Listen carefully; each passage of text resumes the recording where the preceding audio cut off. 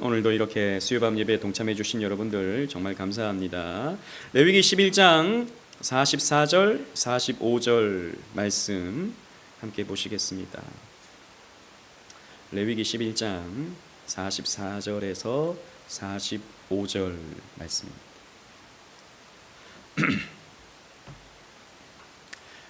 제가 봉독하겠습니다. 나는 여호와 너희의 하나님이라. 내가 거룩하니 너희도 몸을 구별하여 거룩하게 하고 땅에 기는 길짐승으로 말미암아 스스로 더럽히지 말라. 나는 너희의 하나님이 되려고 너희를 애굽 땅에서 인도해낸 여호와라. 내가 거룩하니 너희도 거룩할지어다. 아멘. 오늘 우리가 살펴보는 내용은 제목 그대로 정결법에 대한 내용입니다. 11장부터 레위기 11장부터 15장까지가 정결법이에요. 하나님의 언약 백성은 어떻게 스스로를 거룩하게 해야 하는지, 스스로를 정결하게 해야 되는지 그 방법에 대해서 가르쳐주는 말씀이 11장부터 15장까지 있습니다. 여러분, 지난주에 제사장법을 우리가 같이 공부했었는데요. 물론 여러분 기억 안 나시겠지만 제사장의 임무 중에 가장 중요한 것이 뭐라고 제가 말씀드렸냐면, 거룩한 것이 어떻게 분별되는가를 가르치는 것이 제사장의 주요한 임무다. 물론 제사를 집전하는 것도 제사장의 주요한 임무지만 또 율법을 가르치는 것이 제사장의 주요 임무인데, 율법을 가르쳐야 되는 이유가 뭐냐면 이 거룩하고 속된 것을 어떻게 분별해야 될지를 제사장이 실제적으로 가르쳐 줘야 된다는 것입니다. 그래서 이제 백성들이 어떤 부분에 있어서 의문점이 날 때 이걸 해야 되는지 하지 말아야 되는지, 이것이 거룩한 것인지 아니면 속된 것인지 분별하지 못할 때 제사장이 그 부분에 대해서 확정을 지어줘야 되는 거예요. 그 역할을 해줘야 되는 거예요. 예를 들자면 나중에 또 보고 있겠지만 악성 피부병에 걸려 있는 사람이 다 나았는지 아니면 덜 나았는지, 이것도 누가 판별해 줍니까? 제사장이 판별해 주는 거예요. 그러니까 거룩한 것과 속된 것을 분별해 줘야 되는데, 그 분별해 주는 내용을 확대하면 11장부터 15장이다 라는 겁니다. 이게 기준이다 라고 딱 하나님이 가르쳐 주시는 거예요. 그리고 이 정결법을 그래서 왜 가르쳐 주는가, 분별하기 위해서인데, 또 이 정결법이 어디로 가냐면 16장으로 가는 거예요. 16장에 여러분 어떤 내용이 있는지 혹시 아십니까? 이 16장에 가면 이 레위기의 핵심이라고 할 수 있는데, 대속죄일에 대한 가르침이 16장에 나와요. 그러니까 왜 거룩해져야 됩니까? 왜 정결해져야 됩니까? 대속죄일은 이스라엘의 죄를 1년에 한 번 정결케 하는, 그 더럽고 추해진 그 속된 것을 정결케 하는 날로서 대속죄일이 주어지기 때문이에요. 그래서 이런 구도가 있다. 이런 맥락 속에서 정결법이 11장부터 15장에 딱 있다. 그리고 이 정결법은 어디로 향한다? 대속죄일로 향한다. 그래서 정결해진 이스라엘 백성들이 하나님을 예배하는 거죠. 하나님을 만나는 것입니다. 자, 그러면 11장부터 15장을 한번 쪼개어 보겠습니다. 한 장 한 장씩 어떤 내용인지 큰 그림을 보는 거예요. 11장은요, 정결한 음식과 부정한 음식에 대한 내용이 기록되어져 있습니다. 무엇은 먹어도 되고 무엇은 먹지 못하는가. 여러분 재밌어요. 나만 재밌나 싶기도 한데 이 내용을 하나씩 살펴보면 참 흥미로워요. 자, 그리고 아이고 안 나왔었네.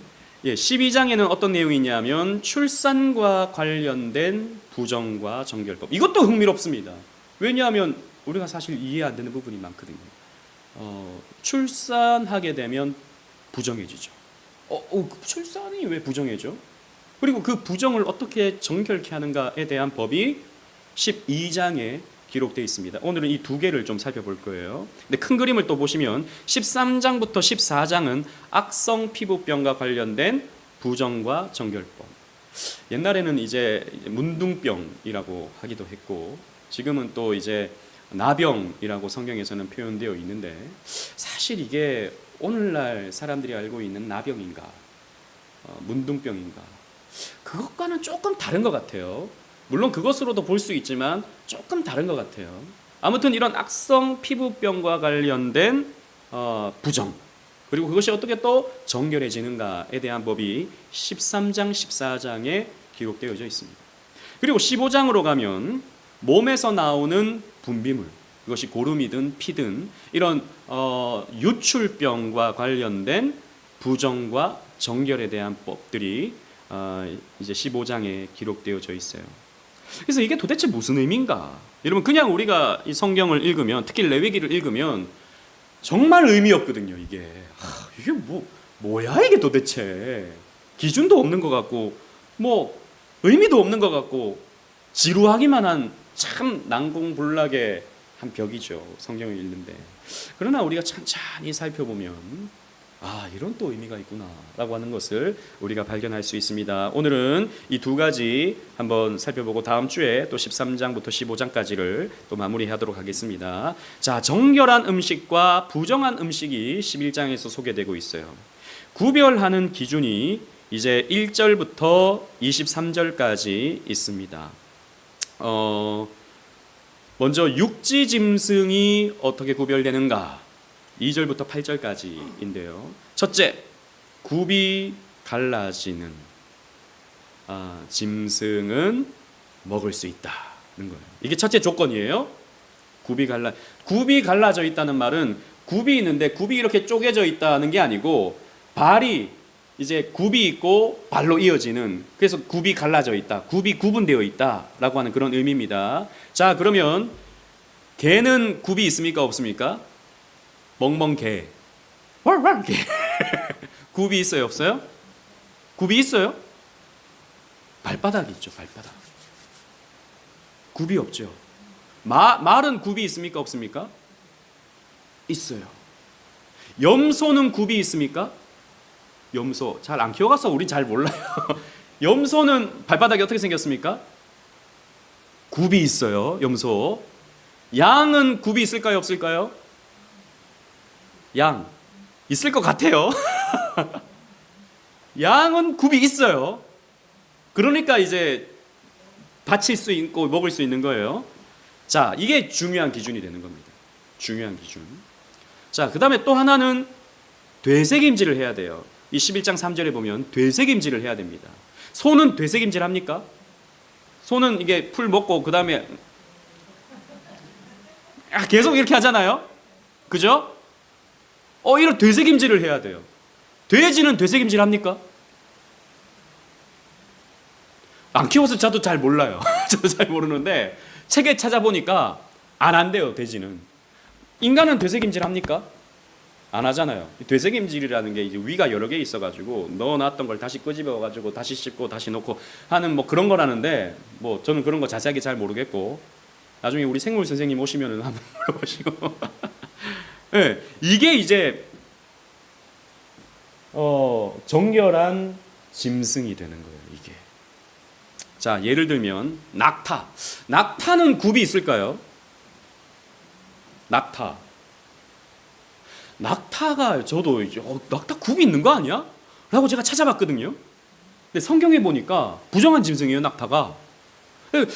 낙타는 되새김질을 한대요, 낙타가. 근데 아무래도 굽이 있을 것 같아. 찾아봤어요. 근데 낙타가요, 앞부분에는 발톱이 있어요, 발톱이. 근데 뒷부분에는 이제 뒤꿈치가 땅에 닿아요. 그러니까 온전히 굽이 갈라지지 않은 거야. 무슨 말인지 아시겠죠? 자, 낙타 사반이라는 게 있는데, 또 사반 성경에 나오니까 사반이 뭐냐, 저도 몰라가지고 찾아봤어요, 사반. 그러니까 이제 사막의 오소리를 사반이라고 하더라고요. 토끼, 여러분, 토끼는 되새김질 해요. 풀 뜯어 먹고 그 다음에 냠냠냠냠냠냠 계속 해요. 근데 굽이 있습니까, 없습니까? 없어요. 그러면 어떻게 됩니까? 되새김질은 하지만 굽이 갈라져 있지 않기 때문에 부정한 짐승이 되는 거예요. 돼지, 굽은 갈라져 있는데 되새김질을 안 하는 거예요. 그러니까 부정한 짐승이 되는 겁니다. 자, 여기 보시면 그림 뭐 작아가지고 여러분 잘 안 보이실 텐데 예전에 한번 보여드렸던 거예요. 이제 부정한 이제 정결한 짐승들 여기 이렇게 있고요. 부정한 짐승들이 이렇게 나뉘어져 있습니다. 그래서 짐승들 가운데 굽이 보세요. 이렇게 너무 작아서 잘 안 보이지만 굽이 이렇게 있어요. 굽이. 사슴도 굽이 있어요. 근데 여기 보면 낙타는 앞에 굽이 있는 것 같은데 뒤에 발바닥이에요. 돼지 굽은 있지만 되새김질을 안 해요. 이런 차이가 이제 있게 되는 것입니다.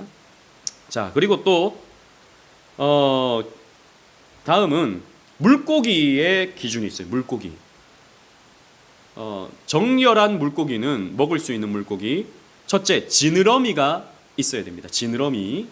여러분 그 물고기 이렇게 헤엄칠 수 있는 지느러미. 그리고 둘째, 비늘이 있어야 돼요. 비늘. 자, 비늘. 자, 그러면 자, 퀴즈 또. 조기는 지느러미가 있습니까? 조기. 있어요? 비늘이 조기에게 있습니까? 있죠. 그럼 먹을 수 있습니까? 먹을 수 있어요. 조기. 조기 맛있어요. 저는 옛날에 저희 어머니는 조기를 막 이따만하게 큰 거 막 어디서 시장에서 옛날에 제사 했으니까 우리 어머니는 지금도 제사 안 지냈는데 설에는 조기를 먹어야 돼. 근데 조기는 제가 보니까 큰 거보다 작은 게 맛있던데. 아무튼 뭐 그래요. 먹을 수 있어요. 자, 그러면 고등어는 지느러미가 있습니까? 지느러미 있죠. 고등어는 비늘이 있습니까? 비늘이 없어요. 비늘이 없어요. 그러면 우리가 옛날 이 율법 시대에 살았으면, 구약 시대에 살았으면 고등어 먹을 수 있습니까? 없습니까? 못 먹어요. 참 우리가 신약 시대 사는 게 이렇게 복이에요. 우리 설교사님 고등어 조림이 얼마나 지난주에 그것만 먹어도 맛있잖아요. 무만 먹어도 맛있잖아요. 아멘? 무만 먹어도 맛있는 그 고등어 맛있는 걸 구약 시대 때는 못 먹었다고요. 자, 예를 들어서 고등어는 비늘이 없어요. 자, 꽃게는 여러분 지느러미가 있습니까? 없어요. 또 비늘도 없어요. 이런 것들은 구약 시대 때 먹을 수 있어요? 없어요? 없어요.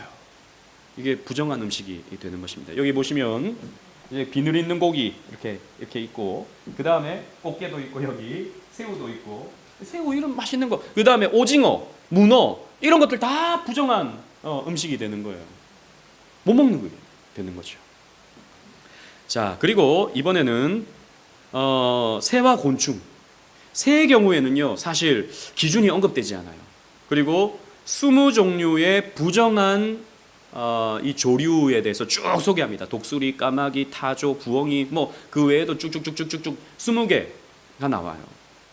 이런 것들은 부정하고, 나머지는 비둘기 같은 경우에는 정결한 조류가 되는 거예요. 새가 되는 거예요. 곤충의 경우는 날개가 있으면서 뛰는 다리 관절이 있으면 정결해요. 자, 메뚜기 생각해 보십시다. 메뚜기는 날개가 있습니까? 뛰는 관절이 있어요. 뛰는 관절. 뒷다리로 팍 뛰는 관절이 있어요. 뭐 여치, 그 다음에 귀뚜라미. 자, 귀뚜라미 같은 경우에 날개가 있습니까? 귀뚜라미 날개 있어요. 귀뚜라미. 날개 있다고 나오던데. 그 다음에 관절이 있습니까? 있습니다. 그러면 먹을 수 있어요? 없어요? 있어요. 귀뚜라미 먹는다고 생각하면 끔찍하지만 옛날에 메뚜기는 많이 먹었잖아요. 제가 어렸을 때도 어디서 메뚜기 이렇게 해가지고 볶아가지고 저희 어머니가 한번 먹어보라고. 먹어보진 않았는데 어르신들은 그런 거 먹었죠. 먹을 게 많이 없었던 시대였으니까. 자, 그런데 날개가 있으면서 기어다니면 부정한 곤충. 자, 생각해 보십시다. 날개 있으면서 기어다녀요. 어떤 게 있을까요? 한번 생각해 보세요. 날개 있으면서 기어다니는 거. 여러분, 사마귀는 관절이 있는 것 같은데. 그건 잘 모르겠어요. 성경에 없어서 사마귀는. 저는 제사장은 아니니까 모르겠어요, 사마귀. 근데 자, 예를 들자면 이런 거죠. 개미 날개 있잖아요. 날개 있는 개미 있잖아요. 그런데 기어다니죠. 그죠?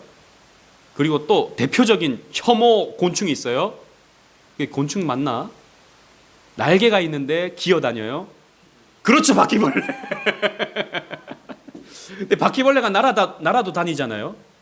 제가 대구에 살 때 저희 집이 좀 빌라였는데 어느 날 시커먼 게 날아다니더라. 오, 보니까 바퀴벌레야. 바퀴벌레가 얼마나 날개짓을 무섭게 하는지. 그래가지고 신문지 이렇게 말아가지고 팍 쳤거든요. 그랬더니 몸이 이제 이거 말해도 되나? 더듬이를 막 이렇게 하더라고. 부정한 바퀴벌레. 부정한 바퀴벌레가 되는 겁니다. 자, 이런 구별하는 그림들이 제가 이거 지난번 AI에게 그려달라 그러니까 이렇게 그려주더라고요. 아무튼 이렇게 구별할 수 있다는 것입니다. 자, 그러면 기준이 뭘까요? 이렇게 구분되는 기준이 뭘까? 이게 중요하잖아요. 뭐 때문에 이렇게 나뉘어지는가? 자, 임의적인 해석이 있습니다. 원칙이 없다라는 거죠. 이런 나름의 이제 설이 있다는 것입니다. 나뉘어지는 데 있어서는 원칙이 없다. 그냥 하나님이 그냥 정하신 거다. 임의로 정하신 거다라고 하는 게 있어요. 실제로 한 몇십 년 전만 하더라도 이제 이렇게 구분되는 데 있어서 가장 설득력이 있었던 것이 위생적인 문제였거든요. 위생적인 문제. 그러니까 돼지고기는 몸에 나쁘고 소고기나 양고기나 이런 것들은 몸에 좋다. 이렇게 이제 생각하던 시절이 있었어요. 실제로 우리 어르신들도 돼지고기는 뭐 기름이 끼이고 소고기는 뭐 소화도 잘 되고 좋은 거야라고 해서 생각하는 의식들이 있었죠. 그런데 지금 이제 의술이 발달하는 이런 상황에서 보니까 오히려 돼지고기가 우리의 몸에 더 좋다라고 하는 의견도 있죠. 그러니까 이게 위생적인 우리의 건강적인 부분에서 하나님이 먹으라고 주신 건가 먹지 말라고 하신 건가 라고 하기에는 좀 애매함이 있어요, 이게. 그래서 이건 그냥 임의로 하나님이 정하신 거다라고 주장하는 설이 있습니다. 또 하나는 제의적인 해석이 있습니다. 뭐냐면 이런 돼지고기라든지 낙타라든지 이런 것들은 이방 제사에 사용되었던 것들이다라고 하는 주장이 있어요. 그런데 이것도 사실 고고학적인 근거가 좀 희박해요. 그렇게 추론하는 거죠. 그렇지 않았을까라고 추론하는 거죠. 이제 아까 말씀드렸던 세 번째가 이제 위생적인 해석인데요. 정결한 동물은 안전한 음식들. 근데 이제 부정한 동물은 건강에 있어서 위험하다라고 이렇게 설명하는 것이 사실 가장 어떻게 보면은 오랫동안 지지받았던 해석이었어요. 그런데 이제 또 많은 경우에는 상징적인 해석을 많이 합니다. 이거는 상징적인 의미가 있다.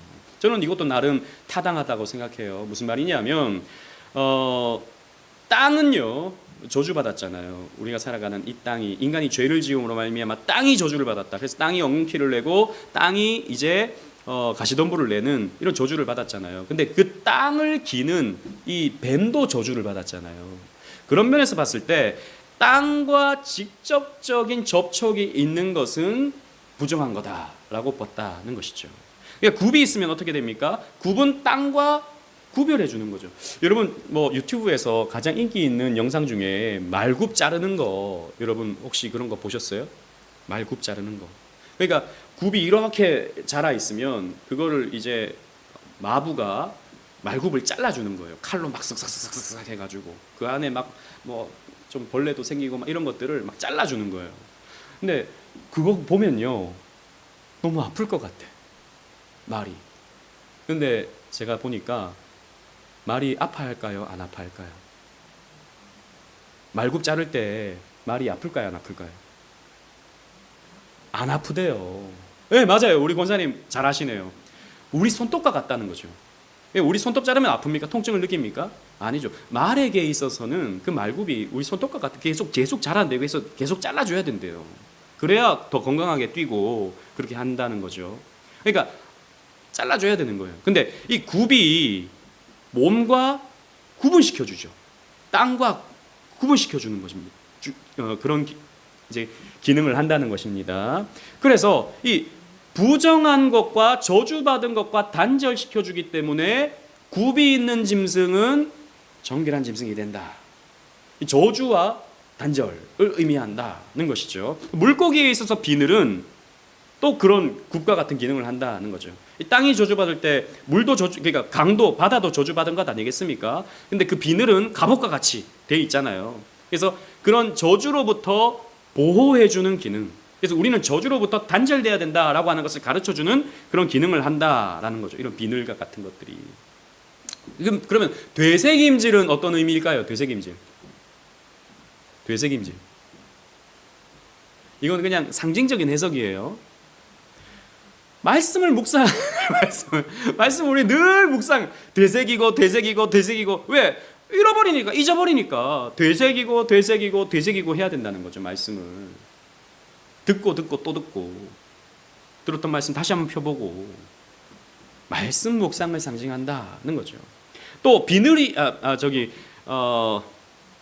이 지느러미가 있다는 것은, 제가 잘못 썼는데, 지느러미가 있다는 것은 조류를 이제 이겨낼 수 있는 기능을 하잖아요. 지느러미가 있으면 물살을 거슬러 올라갈 수 있잖아요. 시대의 흐름에 휩쓸리지 않고 그것을 말씀의 능력으로 거슬러 갈 수 있는 힘을 지느러미가 준다는 거죠. 이거 바꾸셔야 됩니다. 나중에 제가 바꿔놓을게요. 지느러미는 그런 힘을 준다. 우리도 이 시대의 흐름에 그냥 휩쓸려 가지 말아야 된다라고 하는 것을 보여준다는 것이죠. 이런 상징적인 해석이 있습니다. 그런데 이 상징적인 해석도 그냥 사실 좀 갖다 붙이는 경향이 좀 없지 않아 있는 것 같아요. 그래서 가장 설득력 있는 해석은 이런 것입니다. 인류 사회적 해석인데요. 즉 레위기의 구조를 보는 거예요. 레위기의 구조. 레위기의 구조는 거룩함과 정결과 부정으로 구별되어 있어요. 이거 우리 서론 시간에 첫 시간에 우리 같이 살펴봤었는데 이런 거예요. 거룩함과 정결과 부정으로 나뉜다라는 겁니다. 이 3단계로. 자, 그 의미는 뭐냐면 거룩함은 온전한 거예요. 온전한 거. 그리고 정결은 정상적인 거예요. 정상적인 거. 부정은 비정상적인 게 되는 겁니다. 인간 세계에 있어서 거룩한 것은 제사장이에요. 그리고 정결한 것은, 정상적인 것은 이스라엘입니다. 그리고 부정한 것과 비정상적인 것은 이방인이 돼요. 동물 세계에 있어서 거룩함은요, 제사용입니다. 하나님께 바쳐지는 제물이 돼요. 그 소, 양, 염소, 비둘기 이런 것들은 제사용이죠. 그 다음에 정결한 것은 어떤 것입니까? 먹을 수 있는 게 되는 겁니다. 부정한 것은 못 먹는 음식이 되는 거죠. 이렇게 구조적으로 하나님이 만들어 주시지 않았는가라고 보는 것이 인류 사회적 해석이 됩니다. 그래서 하나님은 이런 세계관, 이런 삼중적 세계관을 통해서 인간 세계와 동물 세계를 구별해 놓으셨다라고 하는 것을 볼 수 있게 되는 것입니다. 가장 체계적이긴 한데, 그런데 우리에게 막 와닿는 그런 개념은 아니죠. 우리는 상징적인 어떤 그런 의미가 좀 많이 와닿죠. 그러나 성경을 좀 체계적으로 보면 이런 구조로 되어 있다라고 하는 것을 볼 수 있다는 것입니다. 그리고 이제 그 정결한 음식과 부정한 음식을 쭉 설명하다가 갑자기 이제 짐승이 죽었을 때에 그것과 관련된 부정과 정결법에 대해서 이제 24절부터 28절에 언급되고 있어요. 즉 부정한 짐승의 주검을 만졌을 경우, 즉 예를 들자면 개, 여러분 여기 지금 개가 있잖아요. 죽은 개를 만졌을 경우에 개는 굽이 없죠. 되새김질도 안 하죠. 그러면 구약 시대 때 개는요 부정한 짐승이 됩니다. 그래서 그 성경에서 어떻게 보면은 사람을 좀 비하하는 표현이 죽은 개 같은 나, 뭐 죽은 개 같은 너라고 하는 표현을 쓰죠. 이것은 가장 경멸적인 표현입니다. 사실 자기를 가장 낮출 때의 표현으로서 이제 무비보셋이 죽은 개 같은 나를 어찌 돌보시나이까라고 이렇게 말하죠. 그런 것처럼 죽은 개는요 부정한 짐승의 주검이 되는 거죠. 그런데 이런 경우에는 어떻게 됩니까? 만졌을 경우에 저녁까지 부정합니다. 저녁까지 부정해요. 그리고 부정한 짐승의 주검을 이게 시체를 옮겨야 될 것 아닙니까? 그렇게 됐을 경우에는 저녁까지 부정해질 뿐만 아니라 옷을 빨아야 됩니다. 그 다음 날에는 이제 정결해져요. 깨끗해져요. 그러니까 정상적인 삶으로 돌아갈 수가 있게 되는 것입니다. 그 다음에 땅에 기는 것에 주검에 접촉하는 경우, 예를 들자면 이제 뱀 뭐 이런 것들 있잖아요. 이런 것들과 접촉했을 경우에도 이제 부정해지는데, 특히 이런 땅에 기는 것들과 그릇이 접촉이 되어 있으면, 이런 그릇이 접촉되어 있으면 그릇을 어떻게 해야 되냐? 깨버려야 돼요. 쓰지 못해요. 저는 여기에는 나름 위생적인 개념이 있지 않을까 그런 생각이 듭니다. 여러분, 뭐든지 짐승이 죽으면 어떻게 됩니까? 부패가 시작되죠. 특히 이런 더운 이런 근동 지역, 중동 지역에서는요, 부패가 빨리 진행되는 겁니다. 그러면 이제 미생물들이 번식하기 시작하고 혹은 구더기들이 생겨나기 시작하는데, 그것과 접촉이 되면 어떻게 되겠습니까? 나쁜 이제 그런 병균들이 옮을 수 있게 되는 거죠. 그러니까 그 사람은 하루 동안에 격리를 시키고 몸을 씻어야 되고, 그다음 옷까지도 다 빨아야 되는 거예요. 그래야 깨끗해질 수 있는 겁니다. 그래야 정결해질 수 있게 되는 것입니다. 그 다음에 이 동물의 죽음과 관련된 문제 가운데, 정결한 짐승이 죽었을 경우에는 또 어떻게 하는가? 똑같아요, 사실. 죽었을 때는 정결한 것이나 부정한 것이나, 정결한 짐승이라도 사체를 만졌으면 저녁까지 부정하고요, 옷을 빨아야 됩니다. 그러니까 이 부분에 있어서는 아주 위생적인 개념이 뚜렷하게 나타난다라고 볼 수 있겠죠. 실제로 여러분, 유대인들이 사는 마을, 그러니까 예전에 이제 중세 시대 때 이런 페스트가 굉장히 중세 때 많이 만연하면서 수많은 사람들이 목숨을 잃어갈 때, 유대인들이 미움을 받았던 이유가 뭐였습니까? 중세 시대 때 유대인들만 괜찮은 거예요. 유대인들만. 그러니까 페스트가 동네에 도는데 유대인들 사는 마을이 이렇게 따로 구별되어 있었거든요. 근데 유대인들만 건강해. 다른 사람들은 막 죽어가. 그러니까 사람들이 뭐라고 생각합니까? 저 유대인들이 독을 풀었구나. 저 유대인들이 우리 마을에 와서 독을 풀어가지고, 혹은 우물에 독을 풀어가지고 우리를 이렇게 죽게 만드는구나.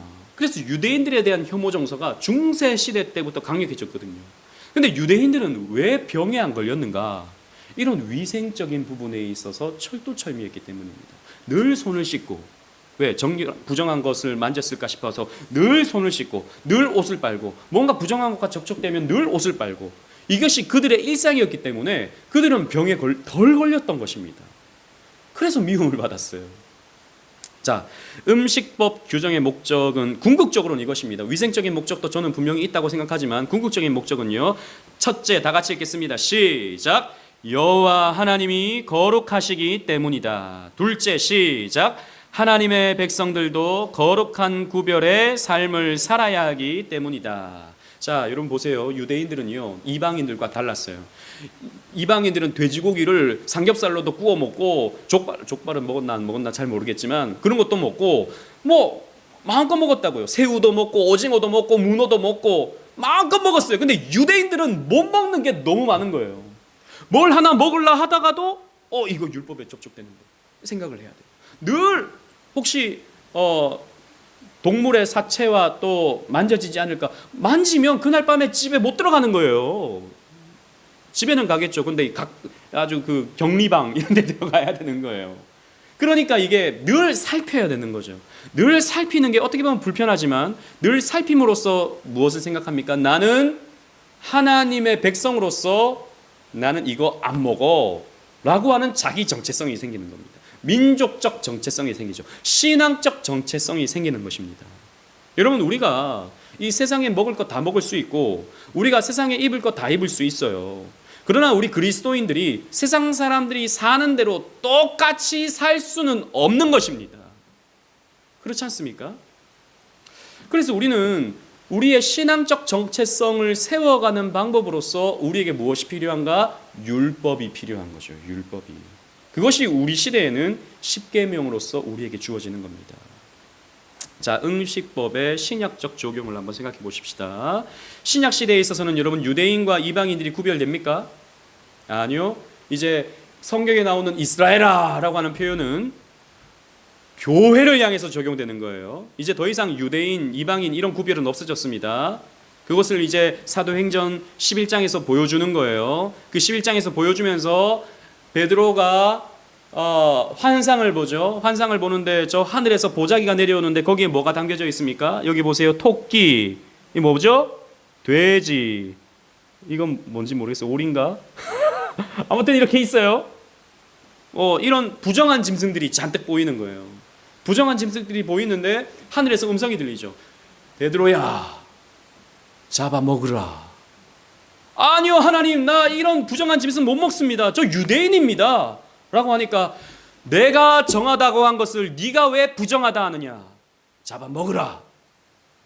그 사도행전의 시대를 통해서 하나님이 이제 더 이상 부정과 정함의 구별을 이제 더 이상 없애놓으셨다라고 하는 구속사의 진전을 보여주시죠. 그래서 사도행전 11장 이후로부터 이제 더 이상 음식법이 어떻게 됩니까? 폐지됩니다. 내가 정하다고 했다. 먹어라 라고 말씀하시죠. 이것이 우리에게 얼마나 큰 은혜인지 몰라요.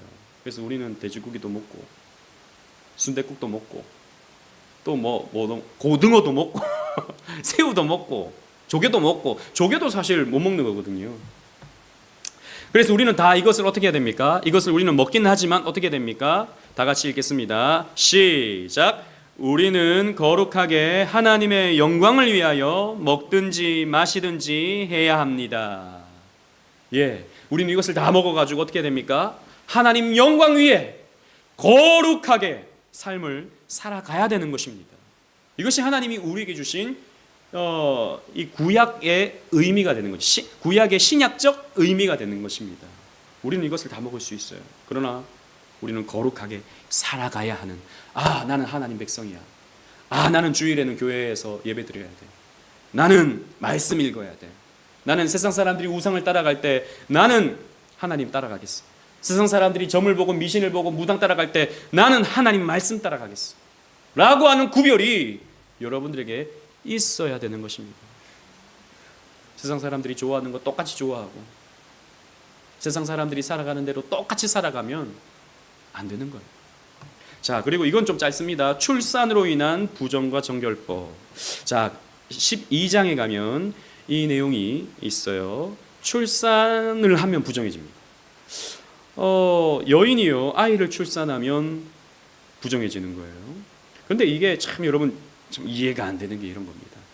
남자를 낳잖아요. 남자 아이를 낳잖아요. 그러면 7일 동안 부정해져요. 그리고 33일이 지나면 정결해집니다. 그러니까 아이를 낳으면 총 40일 동안 격리를 시켜야 돼요. 7일과 33일이니까 40일 동안 엄마는요 격리돼야 됩니다. 그리고 40일이 지나면 성소를 출입할 수 있어요. 그러니까 예배 드릴 수 있어요. 근데 여자를 낳으면 곱하기 2입니다. 14일이 부정합니다. 14일이. 그리고 66일이 지나야 정결이 돼요. 그러니까 거의 2달이 지나야 되는 거죠. 2달이 아니고 거의 3달입니다. 80일 동안 격리가 돼야 돼요. 80일. 그리고 80일 후에 성소를 출입할 수 있어요.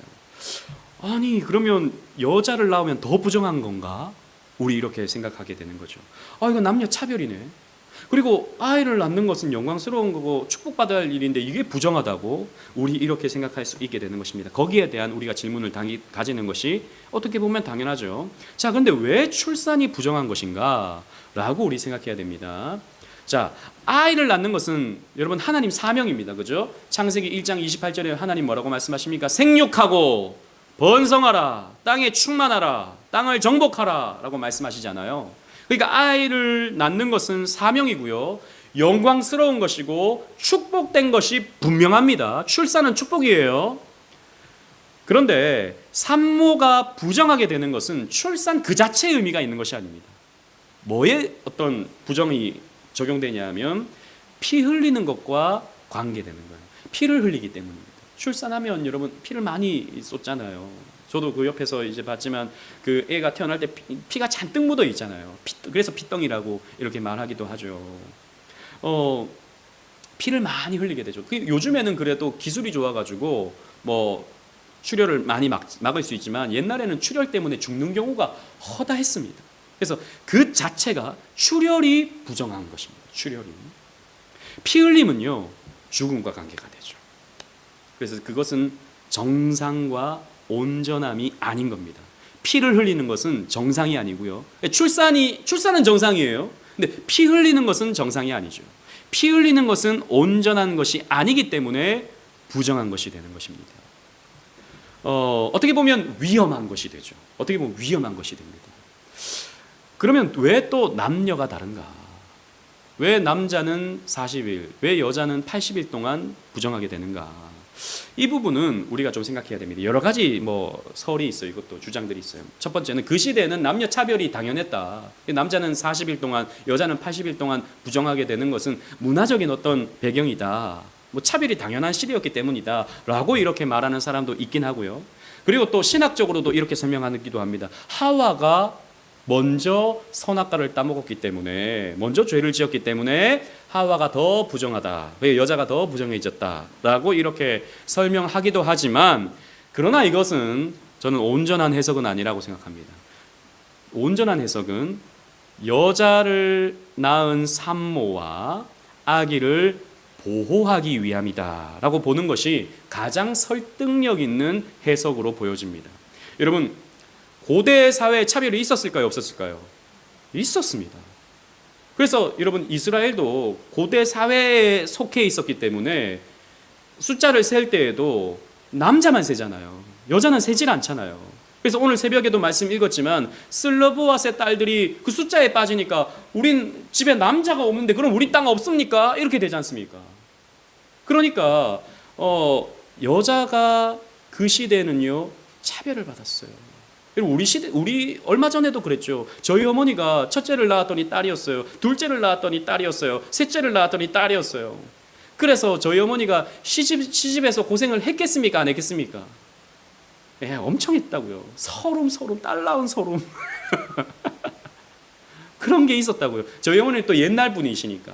경상도 참 고리타분한 그런 집안에서 이제 시집 오셨으니까 딸 낳았다고 관심받는 거예요. 딸 낳았으면 뭐 잘했다고, 밖에 가서 일하라고. 그런 게 그 시대였다고요. 저희 어머니 맨날 하소연 그런 거 똑같은 얘기 또 하시고 똑같은 얘기 또 하시고 옛날 고생한 얘기 막 이렇게 하신다고요. 예, 그랬던 것입니다. 고대 사회가 그랬던 것입니다. 남자를 낳으면 남자는 생산적인 활동을 더 많이 할 수 있어요. 이게 밖에 나가서 더운데 더 많은 양을 칠 수 있고 더 많은 농사를 지을 수 있기 때문에 남자가 선호되는 그런 사회였다는 거죠. 근데 여자 나오면 무시되고 여자 나오면 좀 싫어하는 경향이 있었는데, 그러면 빨리 나가서 일해. 그렇게 하지 못하도록 80일 동안 격리를 시켜버리는 거예요. 80일 동안. 여러분 생각해 보세요. 밖에 나가서 땅볕에 나가서 밥 메고 애 업고 밥 메고 이러면 되겠습니까? 그러지 말라. 그런 거 시키지 말라는 겁니다. 딸을 낳았으면 더 80일 동안 격리시켜서 집에서 못 나오도록, 시부모님 못 만나도록. 시부모님 또 여기 계신데 또 제가 뭐라는 게 아니고 옛날을 얘기하는 겁니다. 옛날을. 예, 그렇게 만드는 거예요. 요즘에 우리 설권사님은 좋은 시어머니라 가지고 지금도 손주 봐주시고, 설거사님 안 계시면 또 참 너무 힘들다고요, 거기가. 예, 그렇게 되는 거죠. 그러니까 더 보호해 주는 거죠. 남자아이를 낳았으면 40일 동안. 이건 또 아이도 마찬가지죠. 아이도 사실 그런 병균에 노출되면 안 되잖아요. 못 나가게 하는 거죠. 엄마와 단둘이서 40일 있어야 되는 거죠. 여자아이 같은 경우는 80일. 그러니까 엄마는 그 아이에게만 집중할 수 있는 시간이 80일이 주어지는 겁니다. 남자아이 같은 경우는 40일. 오늘날로 치자면 산후조리를 받는 거죠. 오늘날로 치자면. 그런 의미가 있다. 굉장히 인격적인 또 남녀 존중적인 의미가 분명히 있다라는 것입니다. 그래서 고대 여아를 낳은 것에 대한 편견으로부터 배려와 보호의 차원이다라는 거죠. 예전에 제가 레위기 설교를 한번 했을 때 제 아내가 그런 질문을 했었거든요. 아니, 왜 애 낳은 걸 부정하다 그래? 애 낳은 걸 왜 부정하다 그래? 그 여자 낳았다고 왜 80일 동안 부정하다 그래? 라고 이게 저한테 이제 질문을 하더라고요. 그러니까 이 부정이라는 말이 영어로 표현하면 unclean이잖아요. 그러니까 깨끗하지 않다라는 거잖아요. 근데 여자아이기 때문에 unclean한 게 아니고 피를 흘렸기 때문에 unclean하다. 그 피 자체가 unclean한 게 되는 그런 내용이다라는 것입니다. 이렇게 출산 후에 남자아이 같은 경우에는 40일, 여자아이 같은 경우에는 80일 동안 성소를 못 가는 겁니다. 성소. 사람들이 많이 모이는 성소에 못 가는 거예요. 어떻게 보면 예배도 못 드리게 하고 여자아이 낳았으면 80일 동안 예배도 못 드리게 하고 여러분 그렇게 생각할 수 있지만 사실 여러분 아이를 안고 성소까지 가는 게 여러분 보통 일이 아니에요. 생각해 보세요. 50일 된 아기를 업고 절기가 됐어. 때마침 50일째인데 6월절이 됐어. 그러면 그 아이 들쳐매고 예루살렘까지 열흘 동안 걸어가야 되는 거예요. 힘들겠습니까? 안 힘들겠습니까? 엄청 힘든 거예요. 근데 여자아이 같은 경우에는 80일 동안 너 안 가도 돼 라고 법적으로 딱 해놓은 거예요. 그러면 6월절이 와도 그 기간 동안에는 집에서 아이와 함께 경건하게 예배드리고 이렇게 할 수 있게 되는 거죠. 여러분 교회에 태어났을 때 그런 경향이 좀 있어요. 애가 태어났어요. 그러면 애가 몇 주 만에 교회 나와야 됩니까? 몇 주 만에? 옛날에 제가 큰 교회에 있을 때는 나름의 법이 있었어요. 언제였는지 자세히 기억은 안 나요. 근데 딱 몇 주 후에는 교역자 자녀들은 나와야 됩니다. 교역자 자녀. 왜? 본을 보여야 된다. 요즘에는 또 이게 막 길어지고 막 그렇긴 한데 그런데 이렇게 보면요. 여아이 같은 경우에는 80일이잖아요. 그러면 약 한 100일 정도는 배려해 줄 수 있는 기간이 있어줘야 돼요. 어느 정도까지 아이를 데리고 나오는가 이런 부분에 있어서 너무 이제 좀 나와야 되지 않나? 물론 우리 교회는 그런 거 막 얘기하는 사람도 없고 그렇지만 배려해 줄 수 있는 시간이 필요하다라고 하는 것을 이런 말씀을 통해서도 우리는 볼 수 있게 되는 거죠. 그리고 출산 후에 산혈이 깨끗하게 된 산모 40일과 80일이 지난 산모는요 번제와 속죄 제사를 드려야 됩니다. 그 날짜가 되면은 그리고 이제 번제로는 어린 양, 속죄제로는 비둘기. 가난한 사람들은 비둘기 2마리만 가지고 와서 그래서 예수님은 비둘기 2마리만 바쳤던 것이죠. 격리 기간이 끝나면 성소에 나아가 하나님께 예배해야 된다라고 하는 것을 보여주게 되는 것입니다. 그렇게 함을 통해서 남자든 여자든 모두는 하나님 앞에서 예배자다라고 하는 것을 보여주게 되는 것입니다. 여러분 성경은요 남녀의 구별을 하고 있어요. 하지만 남녀를 차별하지는 않습니다. 오히려 여자를 더 배려한 경우에요. 오늘 슬로브아세 딸들 새벽에도 말씀 읽었지만 그들에게도 똑같이 땅을 주잖아요. 여러분 이건 고대 사회에서 있을 수 없는 일입니다. 다른 어떤 이방 사회에서는요 여자들은 그런 권리 자체가 없다고요. 근데 성경은 여자들의 권리를 이렇게 제시해 줍니다. 그리고 여자들도 하나님 앞에 나와서 예배해야 할 예배자다라고 하는 것을 보여주죠. 여러분 제가 불신 가정에서 자랐기 때문에 제사를 많이 지냈죠. 여자들은 절을 안 했다고요. 여자들은 모르겠어요. 서울은 뭐 어떤지 잘 모르겠지만 여자들은 절 안 했어요. 남자들만 절을 했어요. 남자들만 제사한다는 거죠. 성경은 그렇지 않습니다. 여자들도 하나님 앞에 나와서 예배자다라고 하는 것을 보여주고 예배를 하지 못하게 되는 경우들을 이렇게 만들어주는 거예요. 허용의 원리를 통해서 보여주는 거죠. 갈라디아서 3장 28절 우리 다 같이 한번 읽어보겠습니다. 시작. 너희는 유대인이나 헬라인이나 종이나 자유인이나 남자나 여자나 다 그리스도 예수 안에서 하나이니라. 아멘. 우리는 이제 신약 시대를 살기 때문에 더 이상 이제 이런 의식법들이 우리에게 적용되진 않아요. 그러나 이 의식법에서 가르쳐주는 이런 원리 가운데 유대인이나 헬라인이나 종이나 자유인이나 남자나 여자나 다 그리스도 안에서 하나다라는 것입니다. 이 하나다라는 말은 동등하다라는 말입니다. 같다라는 말이에요. 다 동등하다. 남녀는 동등합니다. 인권적인 차원에서 하나님 앞에서 동등한 위치를 갖습니다. 이렇게 의식법은 우리에게 우리가 어떻게 살아야 하는지를 가르쳐주는 원리를 보여준다라는 것을 마음속에 새기시면서 그렇게 거룩하게 살아가는 저와 여러분들 되시기를 주님 이름으로 축원합니다. 아멘. 또 제가 표 이거 해놨는데 또 요약을 참 잘해놓더라고요.